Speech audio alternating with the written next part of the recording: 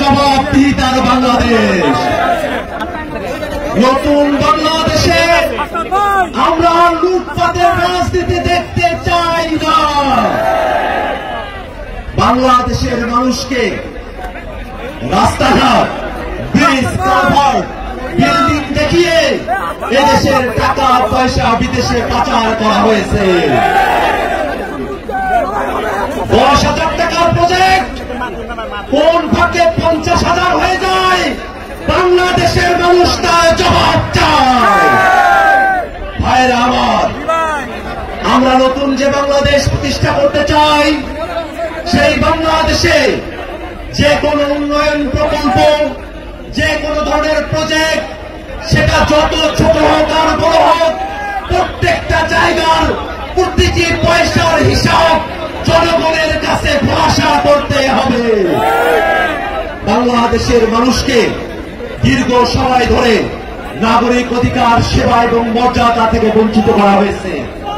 বাংলাদেশের মানুষ থানায় গিয়ে হয়রানির শিকার হয়, পাসপোর্ট অফিসে হয়রানির শিকার হয়, সচিবালয়ে হয়রানির শিকার হয়, শিক্ষা সেবার জন্য বোর্ডে গেলে হয়রানির শিকার হয়। বাংলাদেশের মানুষ আইডি কার্ড পরিবর্তন করতে গেলেও হয়রানির শিকার হয়। আর এই বাংলাদেশের মানুষকে রাষ্ট্রীয় সেবার ক্ষেত্রে আমরা আর হয়রানির মধ্যে রাখতে চাই না।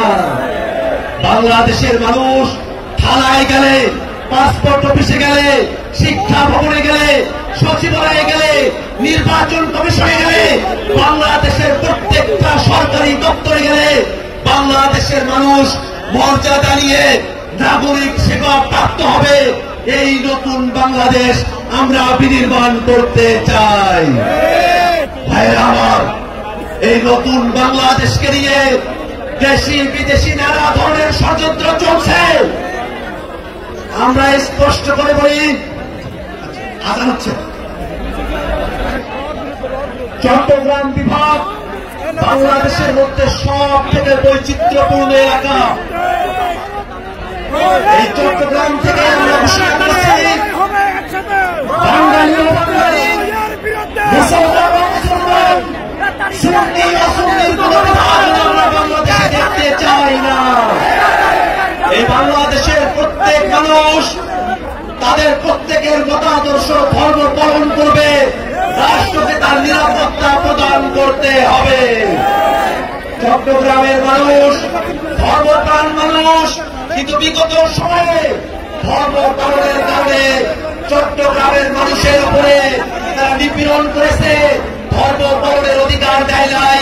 সামনের বাংলাদেশে এই ধর্ম পালনের অধিকার যারা বঞ্চিত করে, তাদেরকে আমরা বাংলাদেশে স্থান দেব না। ভাইরা আমার, নতুন বাংলাদেশ গড়তে হবে। এই বাংলাদেশে যারা ঘাপটি মেরে সন্ত্রাসী করতে চায়, বাংলাদেশের স্বাধীনতার সার্বভৌমত্বকে হুমকিতে ফেলতে চায়, তাদের বিরুদ্ধে আমাদেরকে লড়াই করে তুলতে হবে।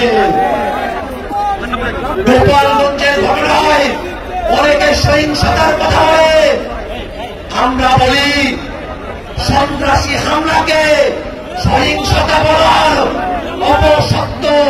অসত্য চেষ্টা আপনারা করবেন না। ভাইরা আমার, নতুন বাংলাদেশ করতে হলে বাংলাদেশের সকল জায়গায় আমাদের সংস্কার প্রয়োজন। নীতির জায়গায় সংস্কার হবে।